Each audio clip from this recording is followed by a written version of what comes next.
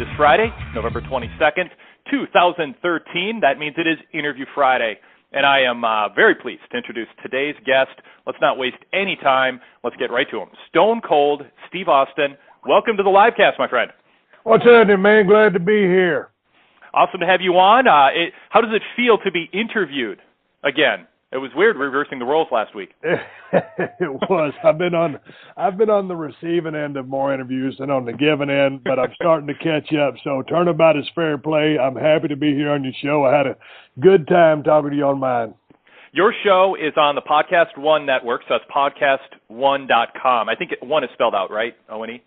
I believe so. You're correct. Yep. And you're also, of course, available on iTunes. I have a feeling if you enter Steve Austin Podcast in Google or Bing, you'll come across it too. I was his guest. You have two versions of the podcast, one that's explicit, unleashed, and the other that's PG and safe. I was on the PG version. I think I actually swore twice on the show, and it didn't get edited, Steve. I don't know if you know that. Well, you know, the thing about the family-friendly show, I could actually get away with saying a few minor four-letter words, but obviously no F-bombs and stuff like that, you know, dictate the explicit rating. So anyway, you can actually say a cuss word here or there. I choose not to, and with a guy like you, I knew we could, well, with a lot of guys, you can tell great stories without using the four-letter words. But, exactly. You know, I do have my Unleashed show because that is a big part of how I talk when I'm talking with, you know, that kind of audience. So I split the show up, and the family-friendly show is going over big time, just like the Unleashed, and it was the right call for us to do that show. Yeah, and we're PG rating or not explicit on iTunes, and it does, you know, I mean, I just say it makes the show safe to listen to for people driving their kids around, you know, and, you know, if you want to listen to Steve Austin, but you don't want to hear about certain topics or hear certain words, it works cool. I almost fell off my bike a couple times with my iPod on listening to your you know, your explicit show with some of the stuff that you talked about. I almost drove off the road a couple times. It cracks me up. So definitely recommend your podcast. I've had a lot of people tell me similar stories about that, you know, driving and, you know, or just reading or eating something on their keyboard at work and not throwing stuff up, but splattering stuff all over their computer screen because they're laughing too hard. A lot of stuff. But again, I really enjoy my family-friendly show just as much as the other one because it's just like if you were to go, you know, the Jimmy Kimmel Show, David Letterman, Jay Leno, any of those cats, you know, that's a PG-rated show, and that's the show that's going to take you into a larger audience. And again, you know, I can see why Vince did the PG thing with WWE. Now, that's a whole other subject for, you know, creative down the road, but nonetheless, it's able to get me in a few more houses, and so I can remain true to myself and be a businessman on both fronts. The show that I was on earlier is on the safe one, so check that out on iTunes. We had a good time. We got some good feedback. Close, I don't know, hour, 15 minutes, hour and a half, something like that we spent together, and it was a lot of fun. If people who've listened to the show want to know more about me and where I came from and how I built the torch, that was a good part of the first third of the interview, and then we had some good talks about wrestling history and current day stuff. But we're very pleased to have Steve on the show today. We solicited questions from our listeners and VIP members. We'll get the priority throughout the show. We have the VIP Express line open for VIP members. We'll take some calls. I spent all afternoon doing a variety of research for the interview, and a lot of it was just trying to sort through some great topics and great questions being sent in. Again, anybody who labeled their question from a VIP member will get priority, and we'll have a VIP exclusive after show after we go off the air on the Blog Talk portion of the show, where we'll definitely tackle more of those. Steve, I've joked about this before. I should have done this with a straight face and not said it was a joke. But it's nice that after all the success you've had in professional wrestling, you've finally come around to achieving fame by doing what, of course, I've been doing for quite a while, which is podcasting. It's got to feel good to finally get your career to the level where, after all that, you know, kind of playing around and practicing and wrestling on promos on USA Network, now you're finally reached the pinnacle. Which, you know, I've been in it for a while. Steve, welcome to my world.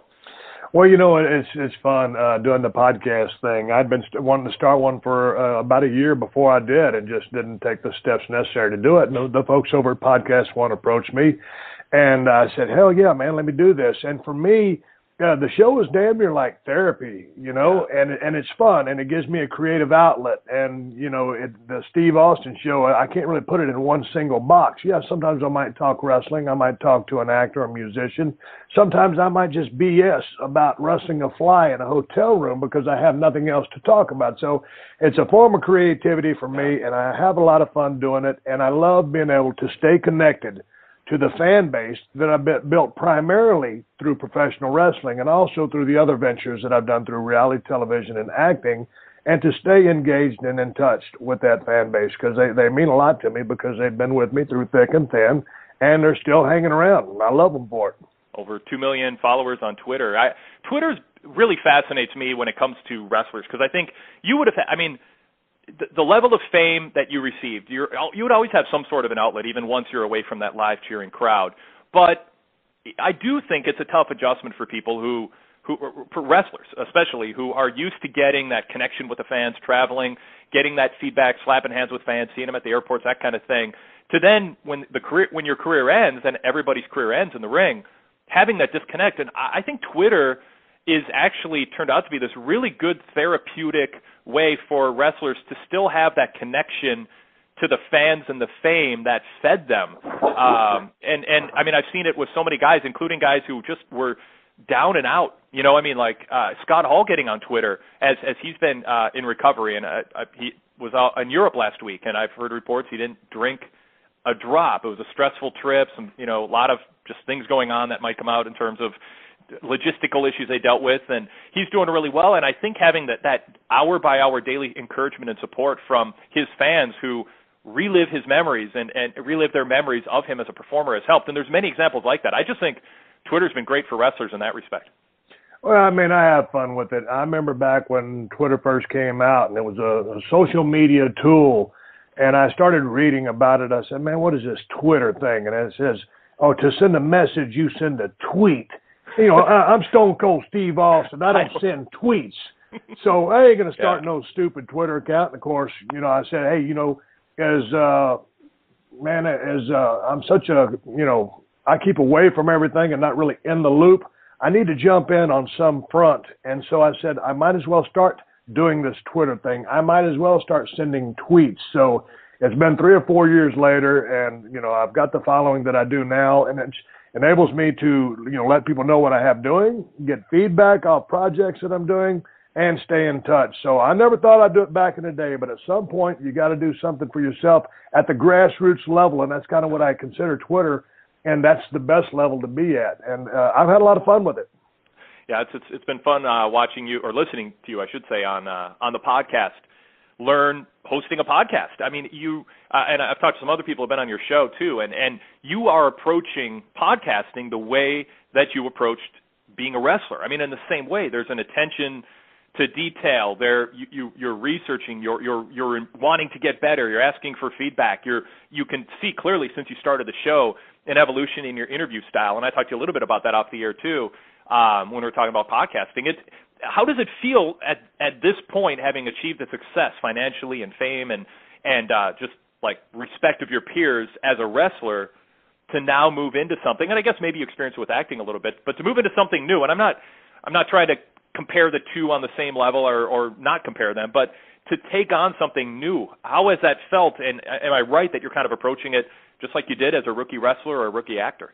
Oh, it's just the exact same. It's kind of like, I remember when I first went in to kind of record my first test show, it was going to be a 30-minute show, and I just kind of went in there with a few notes. Then I'm in a glass room with, 3 producers and guy running the controls. I'm at the microphone, and all of a sudden I start talking, and I hit the wall at about the 8-minute mark, and I was like, oh, man. It reminded me of the days when I would drive, when I went down to Memphis, Tennessee, and I was going out there for my first match working with, as Dutch Mantell was booking. And I said, what do you want me to do? And he said, go out there and give us about 8 or 10 minutes. And then he gave us the rest of the match. And I'm like, man, what do I do for 8 to 10 minutes? Well, you wrestle, but when you first start wrestling, man, 8 to 10 minutes will scare the hell out of you. As you go through the paces, you need 15, 20, then you need 30. So the podcasting thing is a real parallel to the learning curve of pro wrestling. Obviously, lots of differences involved because it's a whole different dynamic, but It's been very fun for me, and I like to do my research. I like to know who and what I'm talking about, try to represent the people I'm talking to as well as I can. And the thing about my show is, I talk about anything and everything, stuff that comes on my mind. There's some format to it due to the fact that I send it back to the gal who produces it and records it and puts my spots in. But, man, my podcast kind of works like my brain. Sometimes it's all over the place. Now, I'm focused, but it's not always going to be by a certain exact measure or method. So it's always a work in progress. And the fact that that it says my name, it is my show, I can do whatever the hell I want on it and still get away with it. I like that freedom. So, Steve, rumors are not true that your podcasts are scripted word for word by the WWE creative team and filtered through Vince McMahon. You must have been listening to the family-friendly version then. And that goes to something we talked about on your show, just the scripting of promos and how it just so much is lost. I want to mention, we talked about him on, when we recorded your show, you interviewed me for your show last Friday, and it went up late Monday night, Tuesday this week. And one guy I mentioned who defined kind of what I think about wrestling promos and drew me into wrestling was Mad Dog Vachon. And we found out yesterday that he died, yesterday morning at age 84. And I just want to acknowledge Mad Dog. And, as a fan growing up, he was one of my favorites to watch. And to me, Steve, he showed a couple things that have stuck with me and have, I talk about the lens through which I view and analyze wrestling. The characters, not outlandish in a zany way, not Fandango-like, but the real characters who just had that I don't care, I might say anything at any moment attitude. Mad Dog had that. And he obviously improvised his promos. There was no scripting back in the 70s during his peak years. And also his body type. He was like 5'8", but he could wrestle 400-pound Jerry Blackwell or Bruiser Brody or somebody like that, and he had total credibility because of the way he carried himself. And I think in today's wrestling with the scripting and then the body type issues, there's no way somebody like Mad Dog would have a career. And I just think, I just wanted to tip my hat to his career and how much he touched a lot of wrestling fans of that generation. But get your thoughts on that subject in terms of how body types in wrestling. We've got a little difference with, like, say, Bray Wyatt right now, but there's been this unification where everybody looks like they might be swimsuit models in some catalog, fitting a certain mold, and then the scripting of promos. Have you watched that and thought, it's a necessary evil, or have you watched that and thought, they're taking some of the color out of wrestling, we need more Mad Dog Vachon types? Well, let me tip my hat to Mad Dog Vachon, too. At 84 years of age, a lot of guys in the business of professional wrestling don't live that long, for a lot of bad reasons. So, man, the guy had a wonderful career. I was on YouTube. I think, I was watching him wrestle somebody. And the way, he kind of reminded me of the way he carried himself, a little bit of Taz. Yeah. And back in the ECW days.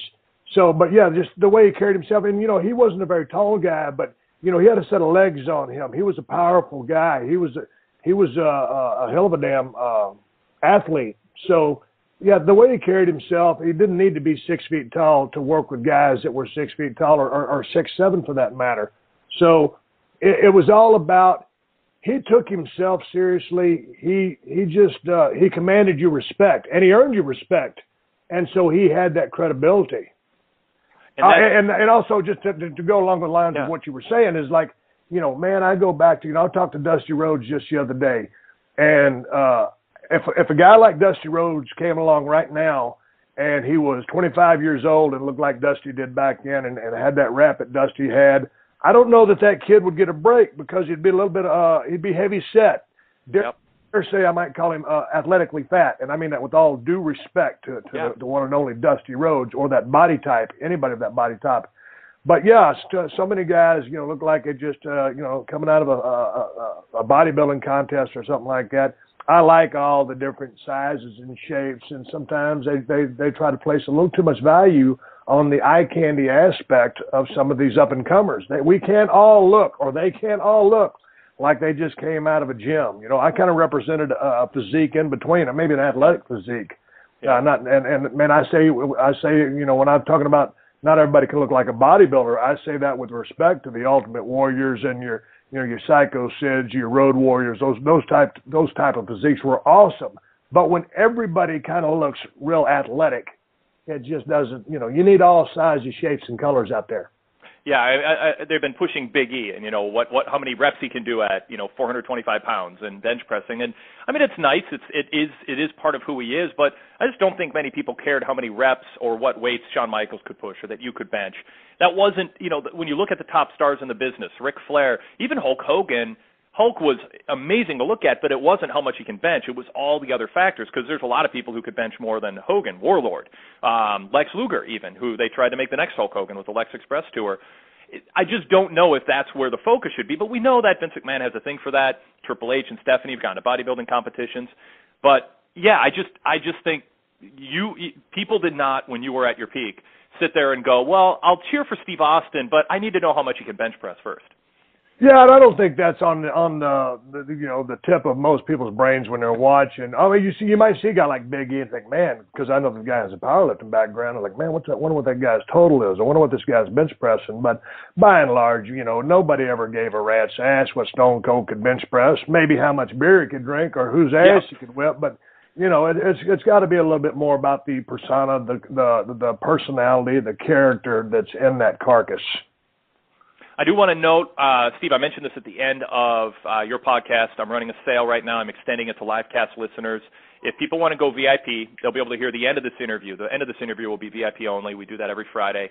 And we'll offer a VIP membership sale. It's our Black Friday special, the week before Black Friday, $1 instead of $10 for a 1-month subscription to PWTorch VIP. For those who are new to the show, because they heard about this on Steve Austin's show or Twitter, if you listen to Steve Austin, you know my history, you know about the VIP site. But if you're new to the show or you've been thinking about it, now's a great time to act. $1 gets you in the door for a full month. We are very proud of what we've built for 26 years. For the last 10 years, we've been building the VIP website itself. For 26 years, I've been doing the newsletter. And we have 26 years worth of archives, and we're adding to it all the time. Plus, we put out great new content, a ton of new content every day, 2 or 3 VIP exclusive audio shows. I absolutely encourage you to give us a shot. It's $1. I think you'll love it, and I think we'll earn your business beyond the 1-month trial period. All you have to do is go to pwtorch.com/govip and choose the 1-month VIP option, because there'll be several options there. Choose a 1-month VIP subscription, and then enter this coupon code, Survivor Sale. Survivor Series coming up Sunday, so we named it after that. Survivor Sale, all one word, and you get $1 for a full month. That's 90% off. And we have a lot of new members already this week, and we'd love you to join them. And I really enjoy the feedback we get from new members. It's one of my favorite times when we run sales, Steve, because I get such the feedback from people going, I can't believe I waited this long. I put it off. I am just having a blast. And to prep for this interview, Steve, I went through King of the Ring through the end of the year in '96. I went through the Torch back issues and read the WWE Newswire and the MSG House Show reports when you were starting to break out, and the Survivor Series pay-per-view report. And I'm going to talk about some of that later in our interview here, because it was an amazing time to watch you grow and to see almost a lag time. Again, I don't want to get too into it now, but the lag time between your Austin 316 catchphrase and then Vince McMahon and even the fans and even the Torch writers realizing what was happening. So we'll talk about that a little later in the show. I do want to bring our first caller onto the show, because I believe he has a topic similar, Steve, to what we're just talking about when it comes to Mad Dog and the types of wrestlers that WWE is looking for. So Kyle P., area code 631, a VIP member, thanks for calling. And Kyle, welcome to the show. What do you want to talk to Steve and me about? Kyle, are you there? Oh, that's too bad. Well, he emailed his question in. He said he was calling, and I don't know, maybe he got nervous, Steve. He wants to know, how do you feel that the WWE Performance Center will affect the business, because they are shying away from signing guys from the Indies or TNA and building guys from the ground up? And how would you handle it if it was back in the 90s after you were released from WCW? I think he means if you had to go through developmental. Well, I think the training center is going to be great. I'm sorry. I wish some of the territories were still around, so guys had different places to learn. I think it's going to be. They've got the best of everything at their fingertips, but when you have one place making all these people they might have a tendency to all turn out the same, or to be all taught the exact same things by, because they're coming from the same factory. So I like the fact that, people coming from the outside world, the independent scene here or there, you have different influences, a little bit of different mindset, different creativity process. Don't get me wrong, what they've established down there in Florida is world class, and they're going to create a lot of great entertainers, a lot of great wrestlers. But, I hope they're able to at least rotate some type of talent through their influences, trainers, so that they get enough variety and they're just not all the same. They might look different, but if they're all being trained at the same complex, they're all taking in the same information. I think, the thing that makes wrestling interesting is people coming from different walks of life and crossing those worlds in an angle, a feud, a match, and that's when interesting things happen because of the differences. Yeah, how valuable was it for you going through the territories, working with different trainers or different veteran wrestlers? How important was it to have different styles of wrestling taught to you as you developed before you broke out as Stunning Steve Austin, Hollywood Blondes, and then, of course, Stone Cold Steve Austin? Were there any stages of your career where you went to different places or worked with different veterans where it felt redundant because it was all being taught the same thing, or did that variety help you become who you were? No, it was a variety. Hell, I'd been wrestling for 2 months in Dallas, and then all of a sudden I go to Tennessee, and that same night that Dutch Mantell sent me to go to the ring to work for 8 or 10 minutes, I was working with a guy in a mask.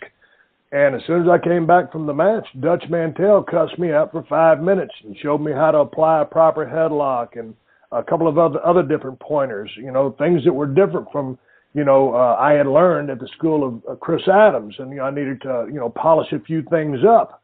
And Chris Adams was a great instructor and great helped me in a big way at the starting level. But, when it all comes down to it, I mean, every time I went to a different place, when I was working with Nightmare Danny Davis, riding down the road with Gorgeous Gary Young, in the ring with Billy Joe Travis, all these guys would offer me tips and advice and, mechanical advice, psychological advice, and everything was different everywhere I went. Now, by and large, you're going through the same motions, but everybody's interpretation is different. And, man, I tell you what, when you are able to soak up all that information, I was like a sponge, and I just enjoyed and relished every damn time I got a chance to work with someone who did something just a little bit different. Have you been invited down to the Performance Center, and is that something you'd be interested in doing? I've heard they want to bring a variety of people down to at least, like you're saying, add some variety to their instruction. No, I was talking to Triple H a couple of months ago in Hollywood, Beverly Hills, where we were for the Make-A-Wish Foundation, and I was there, and I talked with Triple H for about an hour and said, hey, man, come on down to the Performance Center, take a tour, hang out for a couple of days, talk to the kids.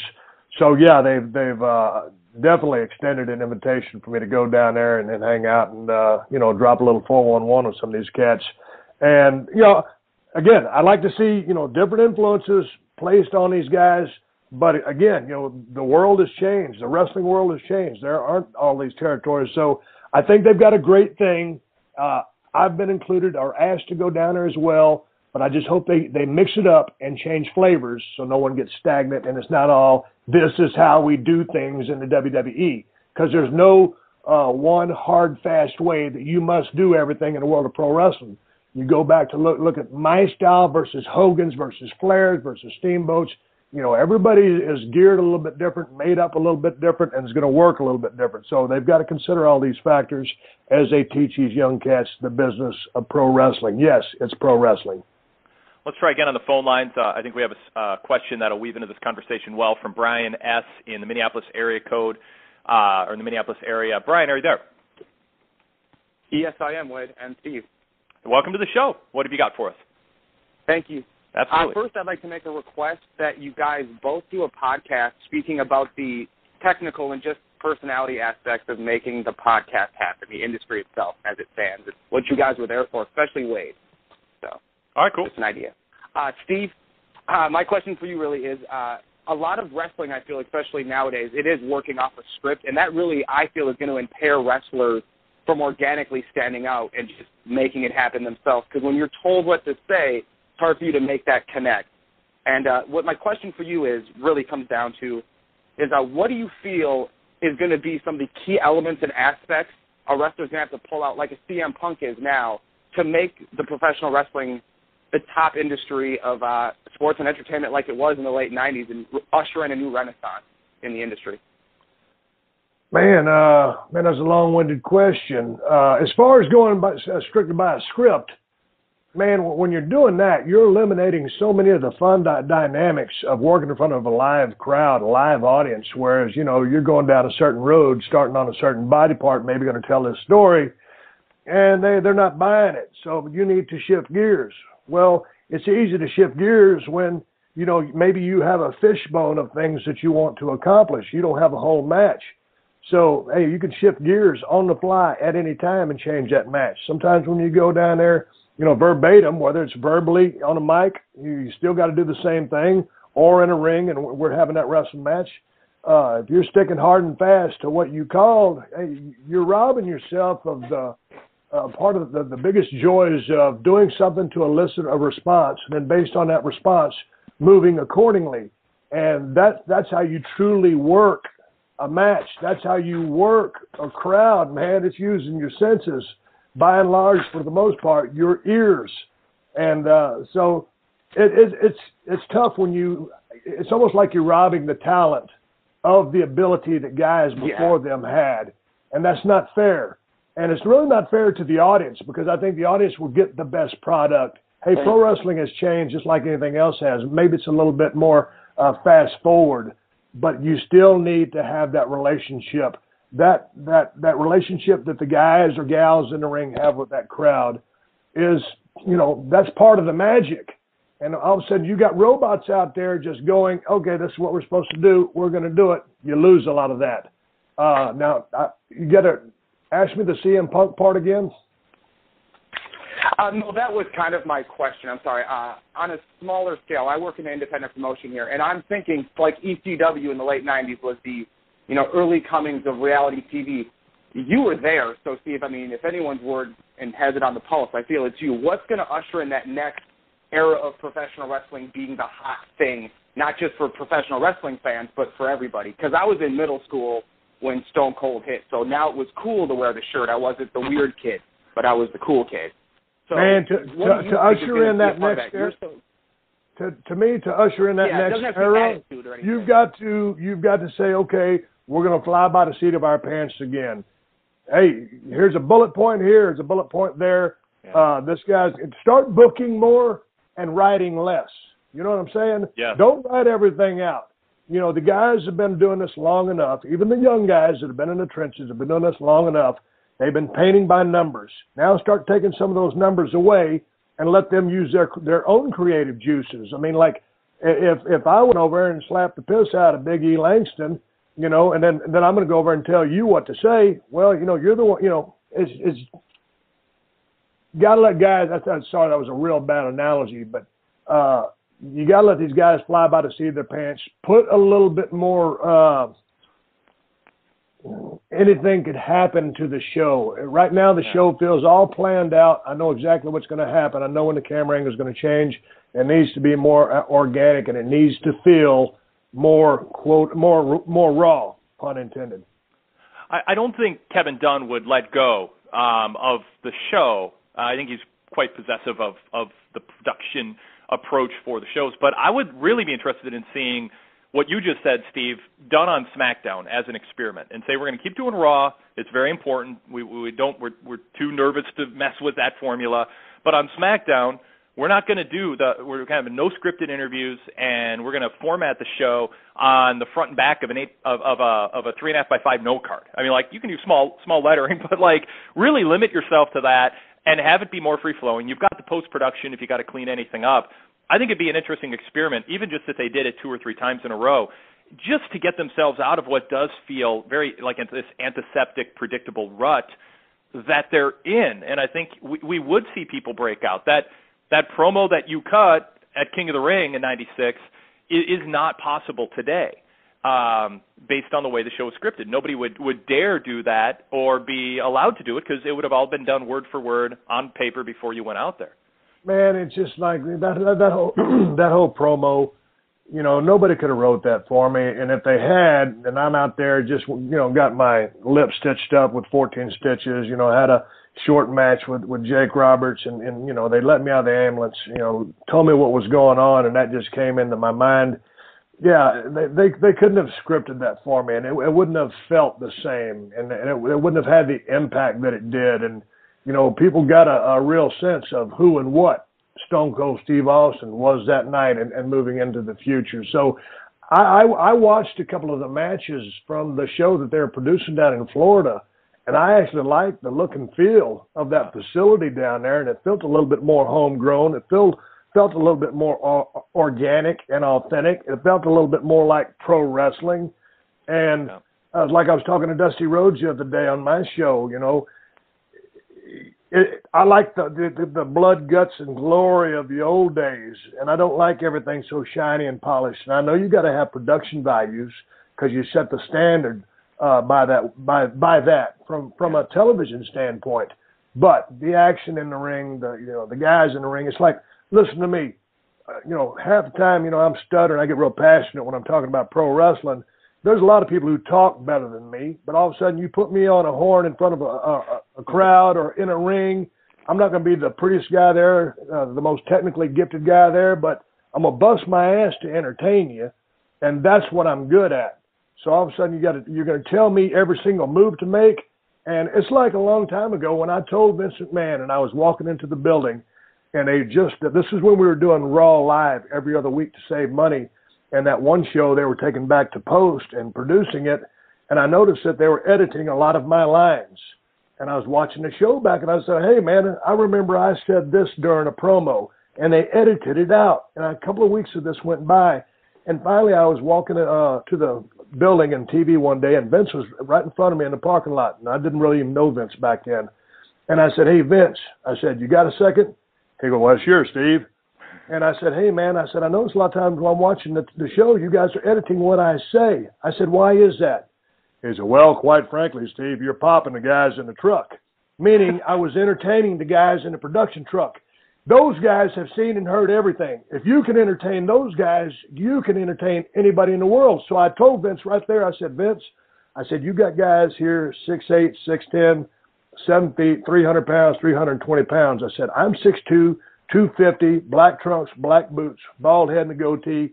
I said, if you take my personality from me, I said, I can't compete with these guys.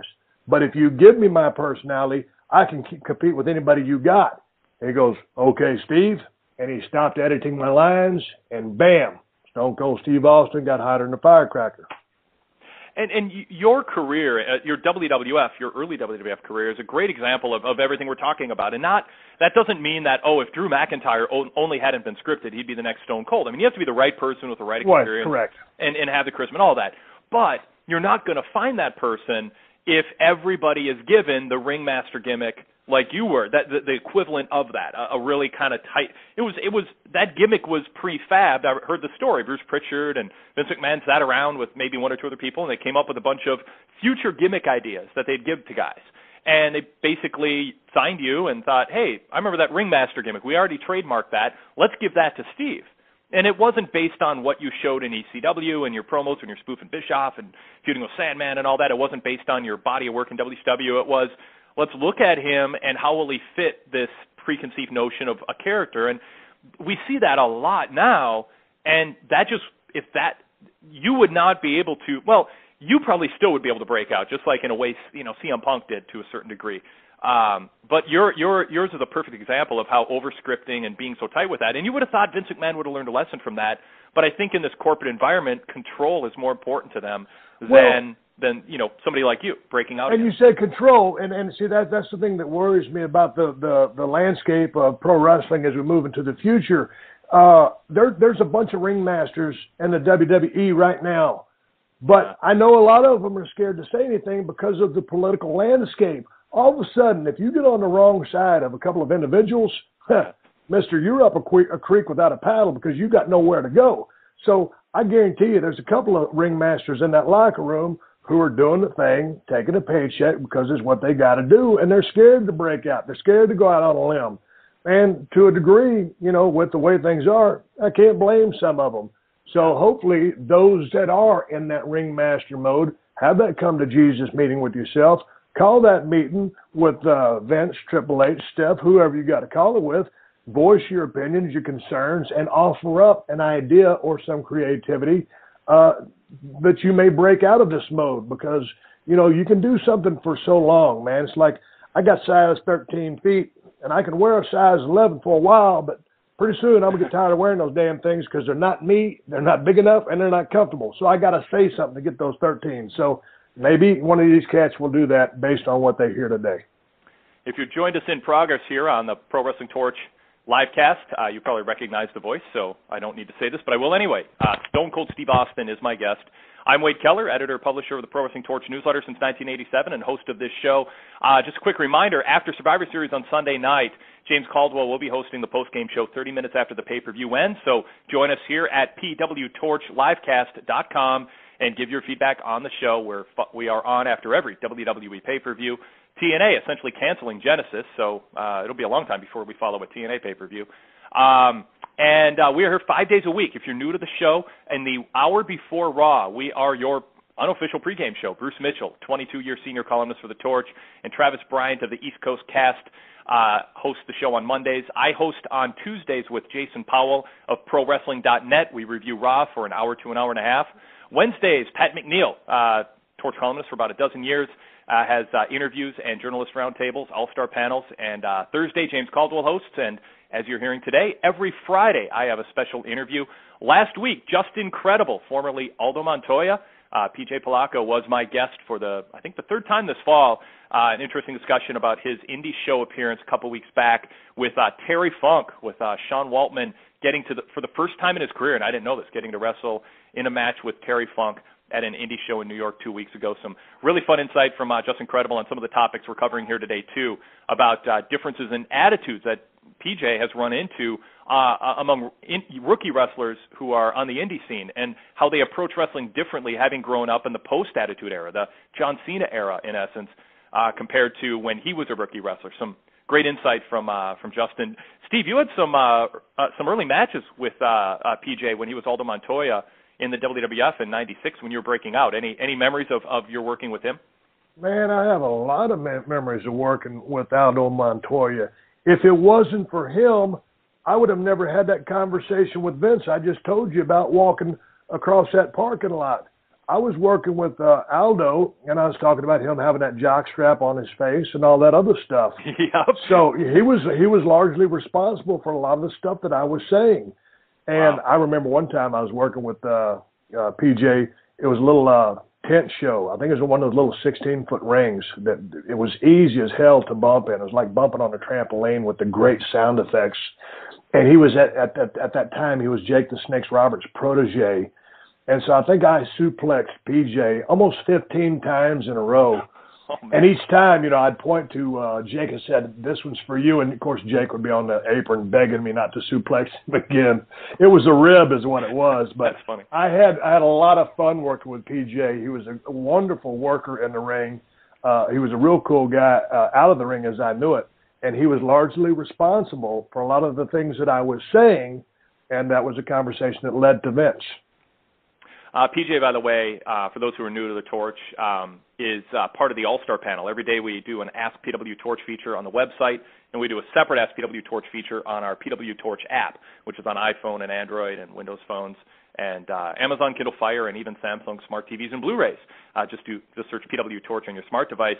And every day on the app, PJ is part of our All-Star panel. We've got an ex-WWE writer, wrestling announcers, historians, book authors, mainstream media people, just a real mix of people who've worked in the wrestling industry. And PJ, Just Incredible, former ECW champion, every day pretty much is answering your questions. So something cool to check out on the app. If you go VIP, both versions of Ask PWTorch are available on the app, and both are on the website, so you don't have to bounce back and forth between the two platforms. So You can read Justin's insights on the wrestling industry every day.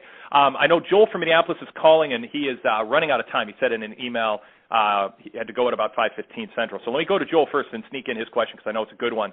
Joel, thanks for holding. You're on with Steve Austin. Hey, Steve. Hey, Wade. How you guys doing? Good. Glad I could sneak in. Did you want me to ask the first or second question? You can do both. They're both good ones. Okay. Steve, when you watch Monday Night Raw, what kinds of things do you notice during the show? Like, not the booking or storyline, but the guys cutting promos and the in-ring work. Like, what sort of things do you notice about the workers that the casual viewers wouldn't particularly notice? Man, I tell you, it's like, asking a head coach in the National Football League, what he's seeing when he's watching these other teams play. Yeah, I just see that the product is a little greener. It's not as experienced as it has been in years past. It's a very young roster. So people, being a long story short, without being too critical, because I don't want to, insult any of these cats that are in the ring. They're still learning.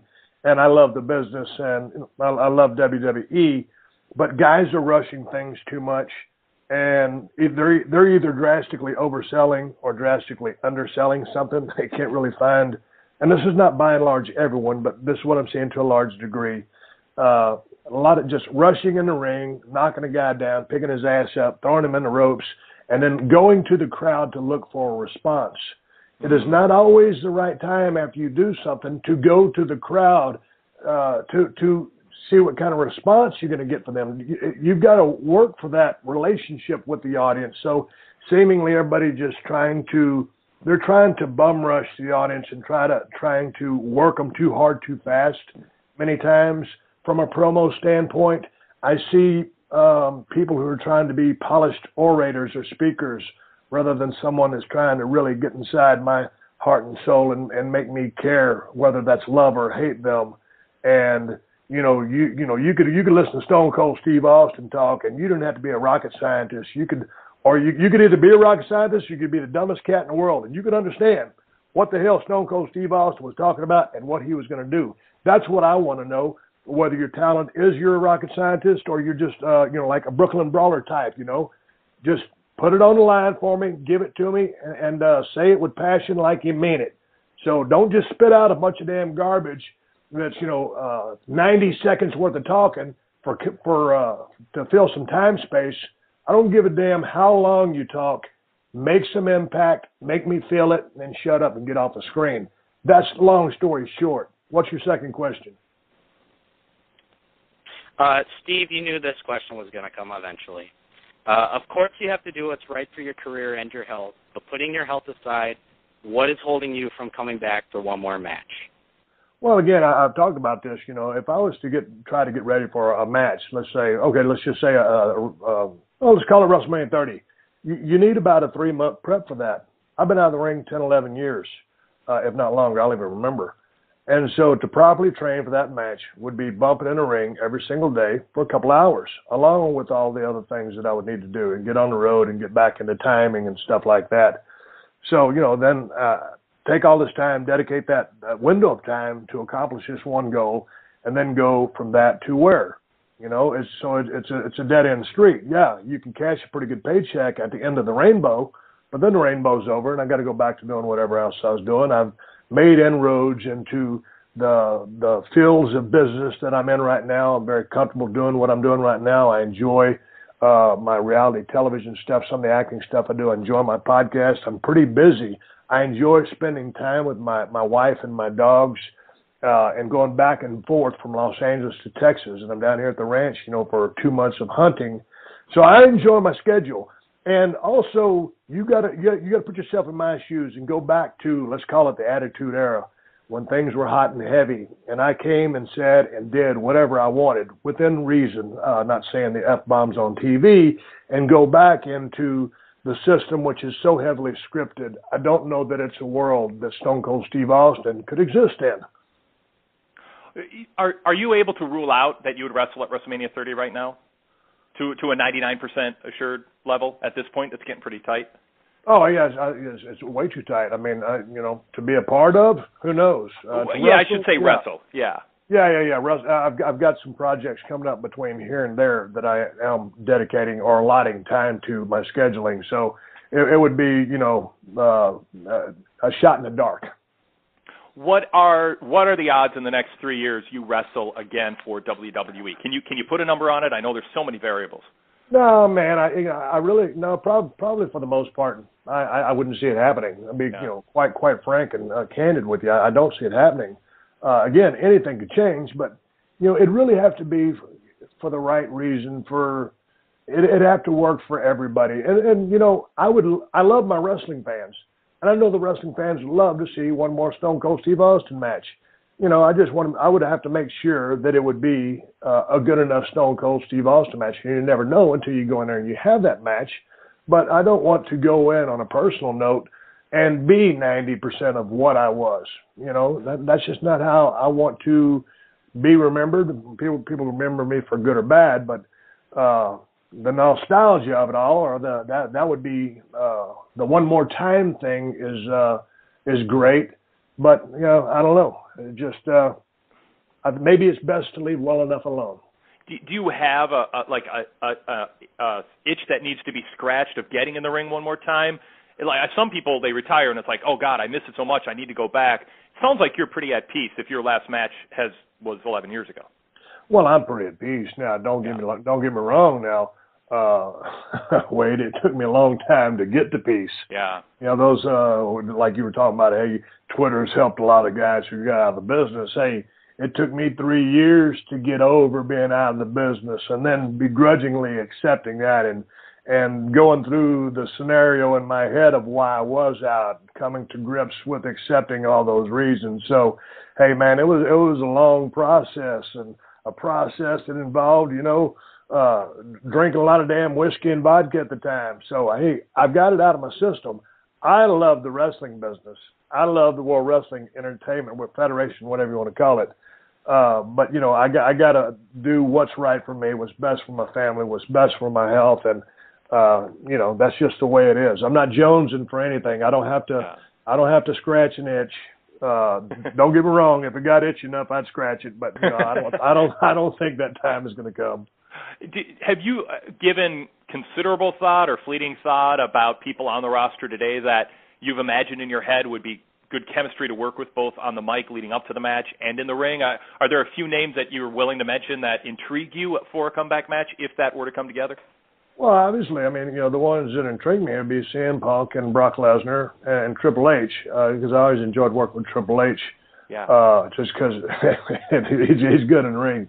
I got a lot of respect for Punk. I like his promos. I think we could light it up in the ring as well. Brock, just from the standpoint of, that time I no-showed in Atlanta and didn't get a chance to do the favors for him because it wasn't time to.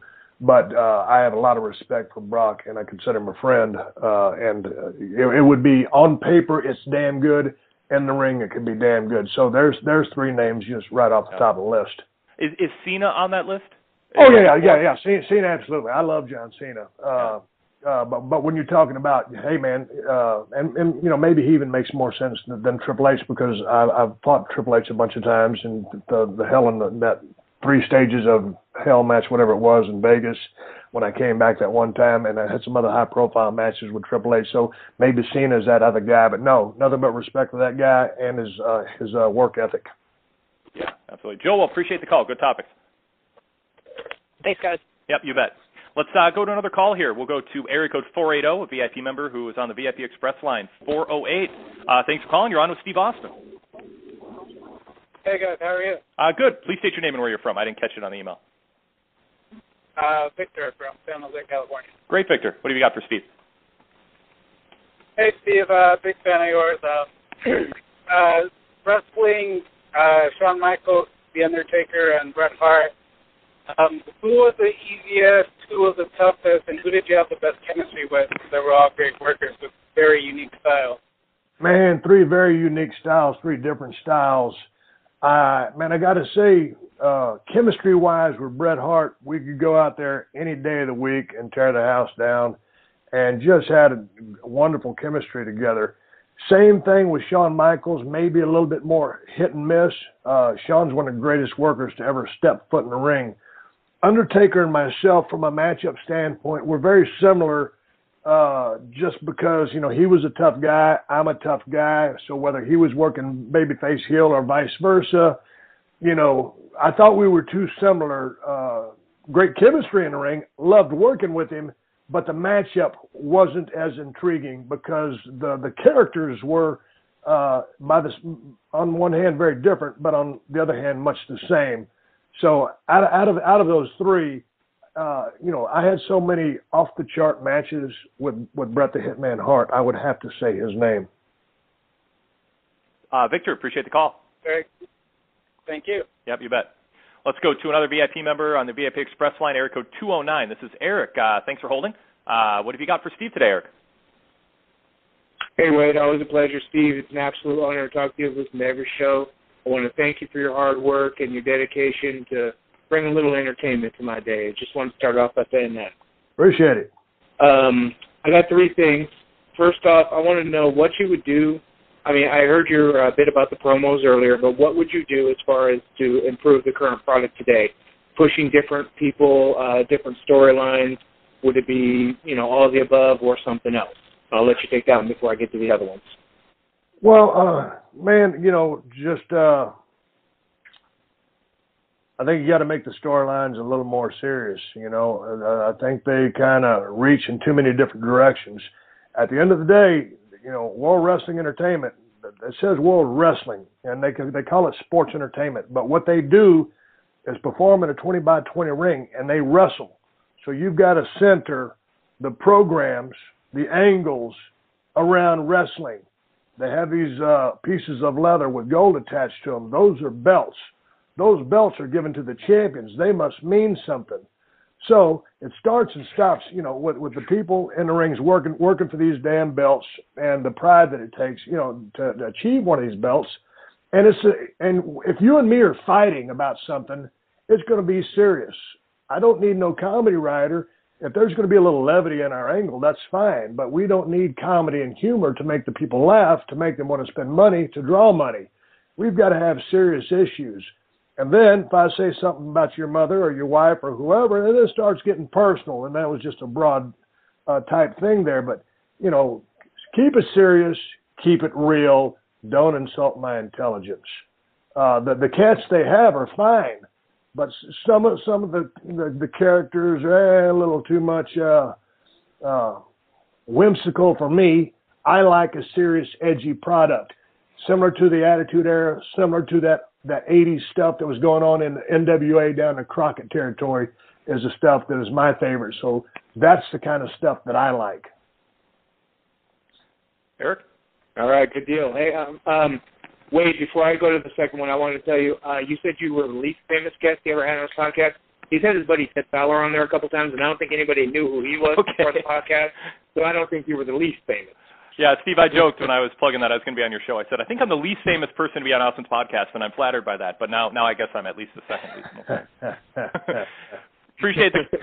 Yeah, the second question is about your WrestleMania 18 match. There were reports out there that you were originally supposed to face Hogan, but that there was kind of a tiff between, you know, one didn't want to lose to the other. You didn't want to lose to him. He didn't want to lose to you.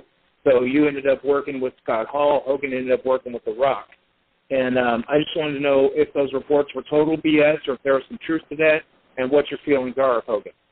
Oh, I like Hulk Hogan from the standpoint of what he's done for the business. Now, me and him don't sit and call each other on the cell phone or send text messages to each other, but I got a ton of respect for the run that guy had.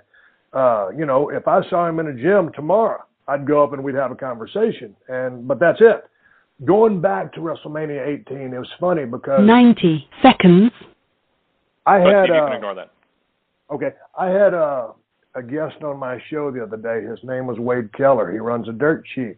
Way back in the day, Vince McMahon called him on the phone to ask Stone Cold Steve Austin, or just to find out what was wrong with Stone Cold Steve Austin.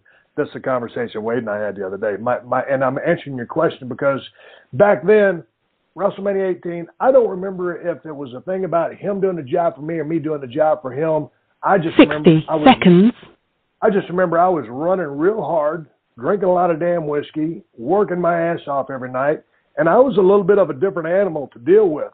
I was always on time. I busted my ass every night, but, you know, I wasn't as cool, calm, and collected as I am now. So that whole time period of working with Scott and what happened at 18 and the Hulk Hogan thing and the Stone Cold thing is, I really don't know. I really can't remember. If you ever get Vince on the show, you could ask him because he could be able to recall that and tell you, because I truly don't really remember how that mix-up or that match all went down. Steve, as far as Hogan goes, I get asked this a lot. Why did Steve Austin and Hulk Hogan never cross paths and wrestle when the chances were there? 10 not even specifically about WrestleMania 18, but just in general, why did that not happen? Because to me, my answer is kind of maybe what you touched on a little bit there. One, it just never felt right during the times when it was possible for both characters. But I want to hear your thoughts on that. And do you regret in any way or look back on that as being kind of a missing chapter in wrestling, or is it better to keep those two characters and those two careers separate? I think you hit it right on the head, Wade. I think it just never really felt right at the right time. And, you know, when I was down in WCW, you know, Hogan came down from WWF and down there, and, you know, then I went back, you know, I went to WWF, and then he came back, and I was doing my thing. And, you know, there's always, obviously there's a lot of ego there on both sides, but it really just never felt right when certain small windows kind of opened. We never really went there. And again, man, I was doing my thing. I didn't think I don't know how it would have turned out in the ring, but yeah, maybe it is one of those things where, yeah, maybe it's the greatest match that never was, or maybe it's the greatest match that never should have been. I don't know. I just know that it didn't happen. I don't have any regrets about it. I don't really have a whole lot of regrets about anything other than the fact that I showed the fans in Atlanta that one night, but that's a whole other subject. So no regrets about not having a match. Yeah, I don't regret that match not happening. I just don't see it as a natural matchup because I didn't want to see Hogan as a face against you as a heel, and I don't want to see you as a face against Hogan as a heel because you both, I mean, Hogan had the NWO run, but you're both most known for the vast majority of your career being baby faces. And right.